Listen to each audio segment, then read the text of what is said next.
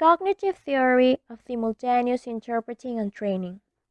Simultaneous interpretation is the most demanding of the three modes of interpreting. That's because the interpreter doesn't control the flow of communication, but must adapt to the pace of each speaker without interrupting the proceedings. In this article, we will examine the various elements and skills involved in this complex multitasking process we call simultaneous interpretation. Principles and techniques. The first one is focused on meaning, not words. The most basic principle is that interpreters don't translate words, but reconstruct and restate the meaning. If we translate the words and phrases in a message, the process will take too long and we will get stuck every time a word is unclear. Instead, interpreters listen and understand the message and keep only the meaning. They quickly convey the meaning in their own words in the target language. Since there are various ways to express the same idea, they are not looking for the perfect translation. When source language words are understood, they are abstracted into ideas and images called schemas. A schema is a mental image. However, there may be, in the original message, certain words that we cannot discard and that we have to translate. We should call them terms. Thus, the basic principle of interpreting is restate schemas and translate terms. Number 2. The SI process step by step. Having established the basic principle, let us now consider the step-by-step process of SI. We divide what is essentially a fluid process into steps, or rather, into isolated tasks or objectives. The first of these objectives is diagnostic, to help the trainee identify those specific tasks in which he has trouble. The second objective is remedial, to devise practice exercises that specifically concentrate on the tasks that need improvement. The third objective is developmental, to exercise each task until it becomes effortless or automatic. Finally, let us not forget that SI is fluid multitasking. So we must learn which tasks tend to interfere with each other and we must practice them in combination. Fluid listening. Active listening is the foundation of all interpreting, because we cannot interpret what we have not heard or understood and analyzed. However, in SI, there are several tasks demanding our attention. In particular, the task of formulating the target language version interferes mentally, while our own voice as we interpret interferes with the incoming message. Here, good volume on our headsets is extremely helpful. Another important aspect of fluid listening is to continuously follow the unfolding meaning of the entire speech. Novice interpreters tend to focus too much on translating words and phrases at the expense of accuracy, speed, and endurance. Finally, fluid listening means listening in a state of relaxed concentration, without allowing your attention to get fixed on any particular word or idea. Emphatic analysis. Analysis is the process of 1. Letting go of the words in order to abstract the meaning, and then 2. Relating that meaning to our previous knowledge in our long-term memory. In fact, when we relate the meaning information within the context and our previous knowledge, we understand the idea. Our understanding of the message becomes deeper and our interpretation more convincing. We should internalize the message in order to render the message faithfully, not only in content, but also in spirit, tone, and intent. Emphatic analysis, then, is an acceptance and ownership over the incoming ideas as we relate them to our previous knowledge. The result is a role playing where the interpreter fully takes the place of and represents each speaker, leaving his or her own values and convictions aside. Thus, we can now refine the basic principle of interpreting as become each speaker, restate schemas, and translate terms. Segment recognition. An SI segment is the shortest unit of clear meaning, which contains enough information to be interpreted. When you listen analytically, you will recognize each segment as it becomes complete. As soon as doubts and ambiguities are cleared by additional incoming information. In general, SI segments should be as short as possible, so that the interpreter may render each one quickly and move on fluidly without falling behind. However, if shorter segments maximize our speed, longer segments maximize our memory and help us follow the thread of meaning in order to catch up when we have fallen behind by taking shortcuts. This flexibility is possible because SI segments don't depend on words but on ideas. This is yet another reason to focus on meaning, not words. Units of meaning are flexible. We segment them not according to fixed rules, but at our convenience, simply to make our interpretation tasks easier. Managing the decalage. Decalage is the amount of time that the simultaneous interpreter lags behind the original speaker. In general, this is the time it takes the interpreter to process, formulate, and deliver each segment. So, managing segment length at decalage indeed a fundamental strategy for successful simultaneous interpretation. Obviously, a fast and dense speech will force the interpreter to lag further behind. We may call this forced decalage, in the sense that it cannot be managed or adjusted. The minimum quantity of forced decalage is always one segment, since one must at least listen to a full segment before it can be interpreted. In general, it's advisable to keep the decalage to a minimum and follow the speaker closely. However, there are risks. First, it's stressful. Second, it increases the potential for errors, self-corrections, etc. Third, staying too close to the speaker often leads to choppy delivery. On the other hand, good interpreting often requires the opposite strategy, to increase the decalage. This technique, called cueing, consists in simply stopping to interpret for 2 or 3 seconds in order to just listen. It is used when a segment of a speech is dense or fast. If we lose the thread, we have no choice but to skip over some information, make up a transition, pick up the thread again, and keep going. Thus, we might further refine the basic principle of interpreting as never let go of the thread of meaning, become each speaker, restate schemas, and translate terms. Formulation, comparison, adjustments, delivery, and self-monitoring.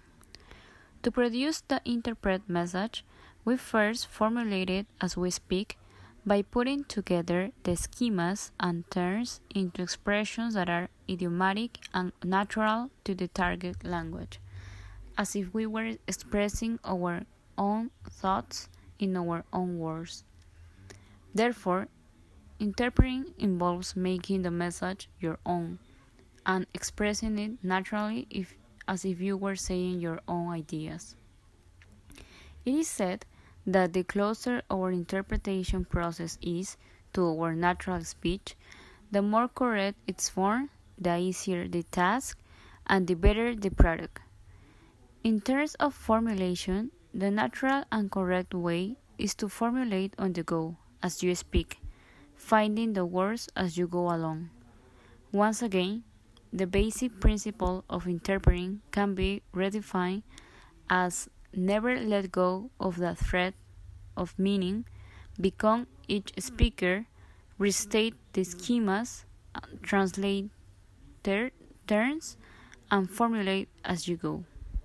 An integral part of formulation is a barely conscious process where we compare our version to the original and quickly make any necessary adjustments before delivering our revised version. Here is where the translator consciously looks for perfection, while the interpreter, pressed for time and fluency, settles for acceptable equivalence.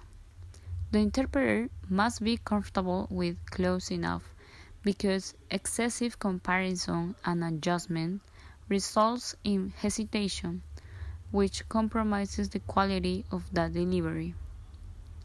Finally, when we deliver our interpretation, we must continuously monitor our delivery, because in simultaneous interpreting, it is very easy that an incoming word or idea can be substituted into our outgoing message. However, monitoring is a kind of passive listening that requires only minor concentration, since it doesn't involve any information processing. At this point, the information has already been processed and delivered. Monitoring involves a sort of listening with one ear for recognition and backmatch between execution and intention. Clean delivery. The voice should be clear and expressive, with meaningful tone. Yet, diction should always be natural and never overacted or ultra-correct. To achieve appropriate expressiveness, the interpreter should become the speaker and direct the communication to the listener, which means that even if you are interpreting from an isolation booth, you should visualize a direct and face-to-face communication with the audience. This will make the communication meaningful and appropriate. Finally, each phrase or segment should be formulated and delivered fluidly and confidently, and we should avoid hesitant tone, fillers, uneven pace, and insecure volume, because it can give the idea we are deciphering or doubting. Managing selective attention. During simultaneous interpretation, attention must be selectively directed to the different tasks involved in the reception and production sequences: listening, understanding, abstracting versus formulating, delivering, and monitoring. This is because human information processing can operate only on a single channel at a time, which means that humans are unable to process two channels of information at once. In the case of simultaneous interpreting, it involves an attention split between listening and speaking, one input reception channel and one output production channel. In fact, selective attention management is absolutely crucial to simultaneous interpretation. The key is to make the most efficient use possible of our single-channel attention capability by knowing how much attention to direct to the listening side and how much to the speaking side, as well as knowing exactly when to switch from one to another. The attention split must be flexible and subject to continuous adjustment. Since the reception side, which is listening, involves passive mental functions compared to the active production side, which is speaking, it is certain that speaking generally requires more attention. Then, it is reasonable to assume that as a general average, 2/3 of the attention goes to producing the interpret message, in other words, to speaking, and only 1/3 to the listening side. Soon after the formulation, selective attention returns to listening, and the process begins all over again for each new segment. As soon as our delivery is underway and we can see the words we are going to use, we can proceed to say them and monitor them with one ear, while our primary attention goes back immediately to our listening function in order to understand and abstract the meaning of the next segment. The distinction between primary and secondary attention is absolutely crucial for simultaneous interpreting. In fact, monitoring is simply the conscious use of our secondary attention. If everything remains normal, no action is necessary, but as soon as a discrepancy is detected, our focus needs to shift to it in order to solve it. If we return to our simultaneous interpreting task, listening, understanding, abstracting versus formulating, delivering, monitoring, we see that the optimal stance is to keep our focus centered on formulating and briefly going back to abstracting in order to understand each new segment. All other functions are simply monitored on automatic by our secondary attention until a discrepancy is detected. Only then we focus on these other functions for a quick solution before returning to the optimal center. Let us look at each type of solution. During string queuing, you stop all speaking functions to concentrate on listening and understanding because you are having trouble hearing. Whenever the listening function demands more than minimal or momentary attention, formulation, the most time-consuming function of all, is sacrificed, and the interpreter may fall behind and have to skip or gloss over one or more segments. During moderate queuing, the interpreter can hear fine, but has difficulty understanding the message.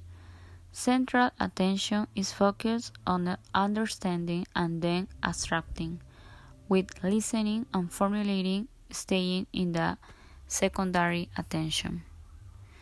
In challenging instances in which attention time is consistently taken away from formulating, the interpreter may have to resort to frequent queuing, shortcuts, and occasional summarizing, so as not to fall behind, thereby simplifying the message while attempting not to compromise its substantive accuracy. During reformulation, primary attention is shifted forward between formulating and delivering, while secondary attention remains centered back on listening for the next incoming segment. Reformulation must be done quickly, and as soon as delivery is underway, primary attention must shift back to listening and then swiftly flow forward for another breaking wave. Self-correction is necessary when a discrepancy or mistake is detected during monitoring. However, interpreters should be following the topics and ideas of the speech, so they are actively engaged in thinking about the material they are interpreting. They must not let their minds wander, no matter how thought-provoking the topic may be. Still, the self-correction must be quick and effective, ensuring an instant return to the optimal stance. Interpreters should practice quick formulas for self-correction, or often the self-correction can be rendered with a simple change in tone and rise in emphasis. Finally, Do not let a mistake or self-correction itself become a distraction. Now we are going to return to our optimal stance to examine the role of memory in reinforcing simultaneous interpreting selective attention management. There are two different forms of remembering: recognition and recall. Recognition is a rather passive, automatic, and nearly instantaneous function, which requires little concentration. On the other hand, recall is a fully active, deliberate, and quite demanding function. When we produce or formulate language, we have to recall, which means actively retrieve from memory the schemas we have received, the syntax to organize them, and the words to express them. That is why formulating and the beginning of delivery need to receive the bulk of our attention time for optimal simultaneous interpreting efficiency. In the optimal efficiency stance, the interpreter is able to have three segments under the scope of attention: the one being delivered, the one being processed, and the new incoming segment.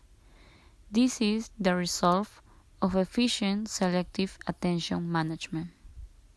Now we're going to talk about the contrastive syntax and prediction in simultaneous interpreting. Well, first, the syntactic manipulation.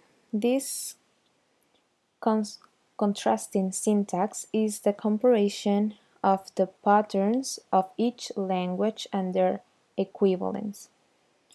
Then, mastery of specialized terminology and a broad general vocabulary in both languages are essential in simultaneous interpreting for efficient understanding and formulation.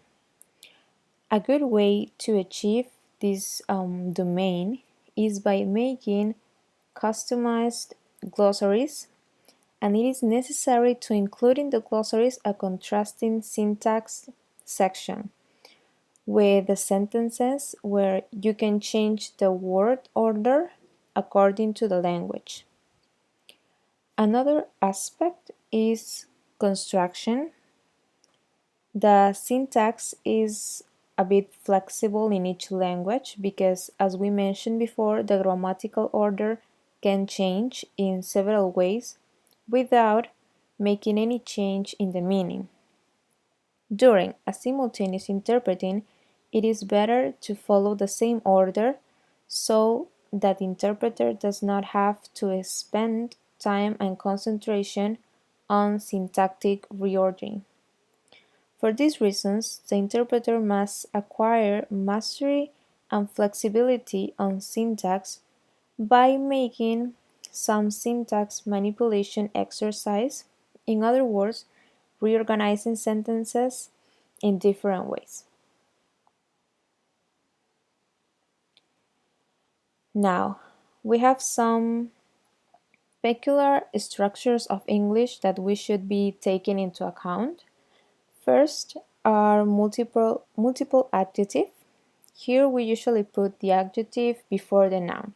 So for example, if a whole description is made in a specific order, the interpreter cannot start the interpretation of the sentences until they hear the noun, that is, until the end of the whole phrase, and this may cause some delay in the interpreting.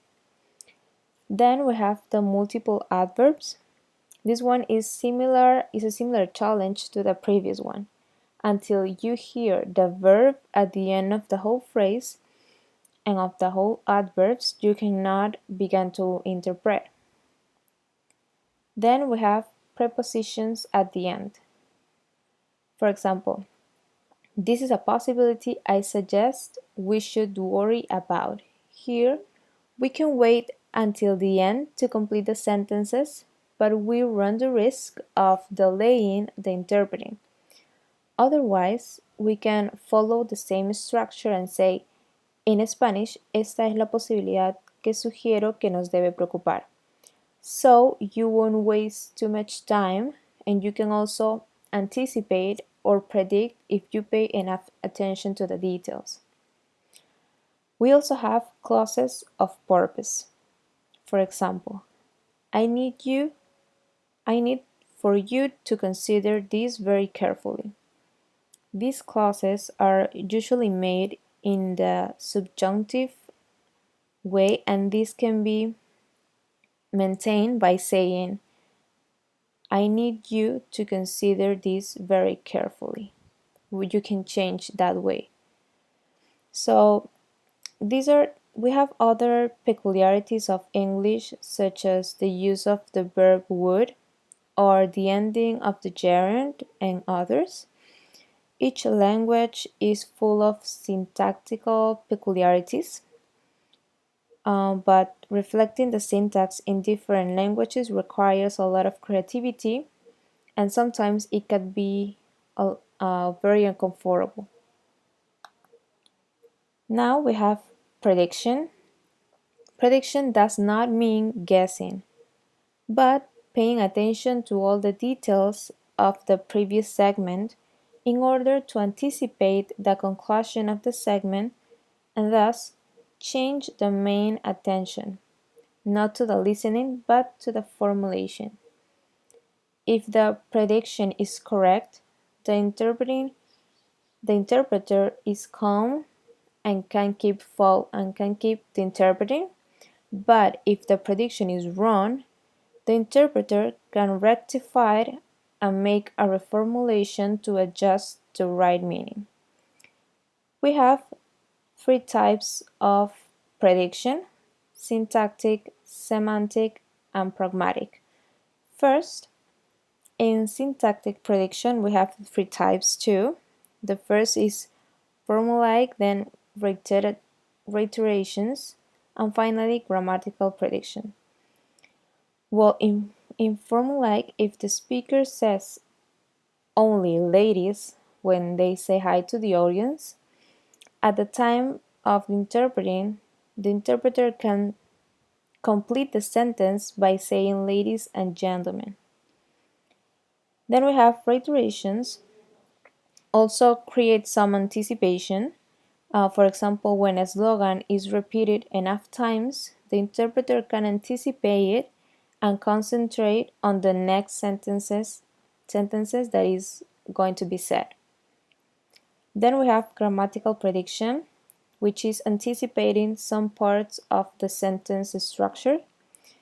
If the grammatical structure is usually the same during the whole speech, the interpreter can focus his or her concentration on another aspect, since they have already know what the structure of the speech is. We have also semantic prediction. This is the anticipation of the meaning. It can be done based on the context of the previous segments, but in some occasions this can go beyond a sentences, but also it can be done with intention and general direction of the speech.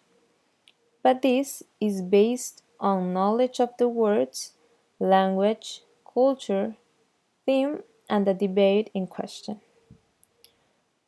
Finally, we have pragmatic prediction. We can combine syntactic and semantic prediction, so we get pragmatic prediction. Thus, with all the previous knowledge, we can anticipate the exposition of patterns, but all the forms of prediction depend on the capacity and discipline of the interpreter to follow in detail all the development of the speech. Now, we're going to talk about incremental training methods. First, it's important to mention the diagnosis. It's important to evaluate yourself and make a diagnosis because it is an important introspection for the interpreter. This is due to The only ones that know what is going on in our minds while we are interpreting are the interpreters. They are the only ones that can understand this. And to make a good diagnosis, we have to do some things like, for example, measure your simultaneous interpretation performance base. This is, for example, the current level of accuracy, the speed of the interpreter, and others. Then, it is necessary to practice incrementally to obtain a higher performance. And finally, record and listen to our own performance and diagnose the current level again. The tasks and techniques also help to identify if we have developed habits that cause inefficient performance, or if it is needed of or if we need to find new methods for for interpreting.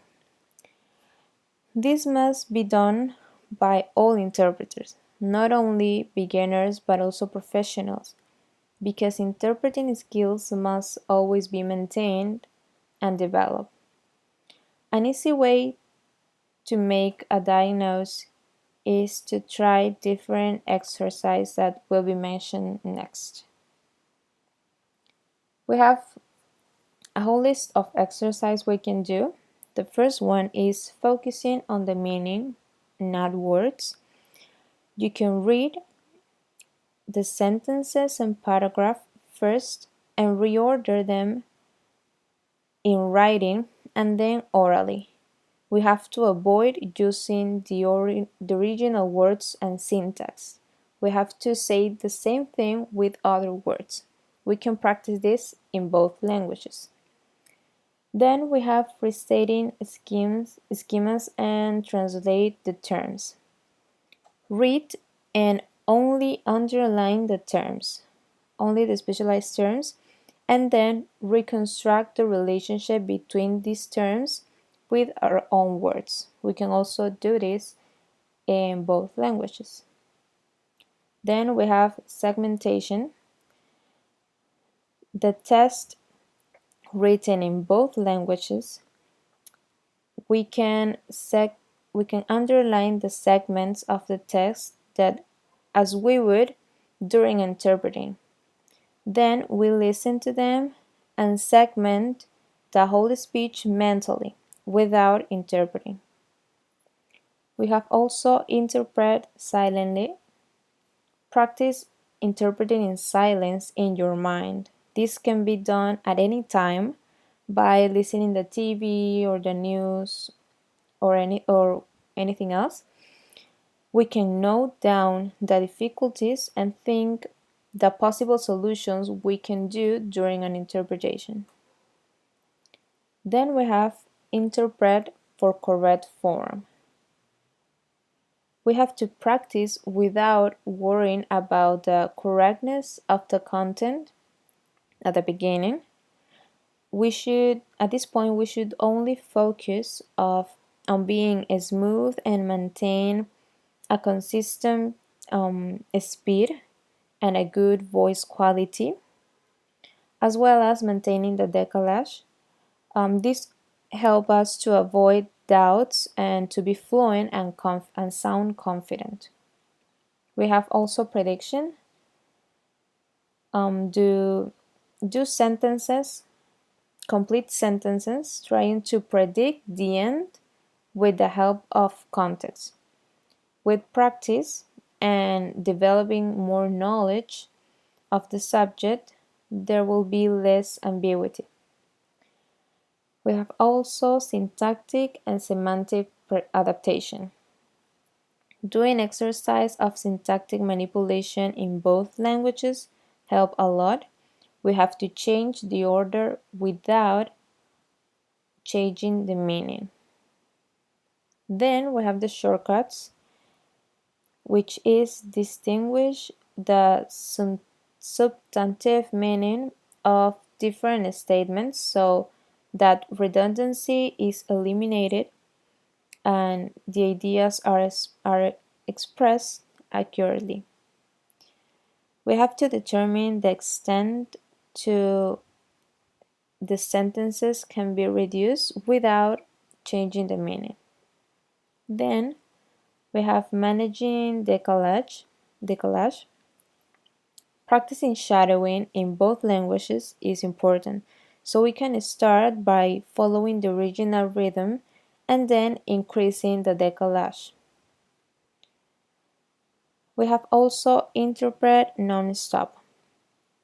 If you are ever late to the interpreting or you skipped a part, you have to get back into the rhythm without stopping the interpreting. Practicing this by skipping the moments you don't understand without leaving the phrase incomplete is what interpreters should practice often. Then we have selective attention management. While you are doing shadowing and decalage, you, you can write down the numbers from 1 to 100 in a paper and then the other way around. If this seems easy, you can modify this later with writing multiples of 3 or writing a poem or the national anthem. We have also to avoiding translation shortcuts. Perform a translation and check for the short circuits such as borrowing terminology and others. You can also ask a colleague to check the translation for you. Then we have comparison, monitoring, and adjustment. You have to read and listen to the translation you've done and identify the mistakes and inaccuracies and improve them quickly. Finally, we have endurance training, that is to stay focused and relaxed and forget about the technique and clean your mind of the problems. Just focus on interpret.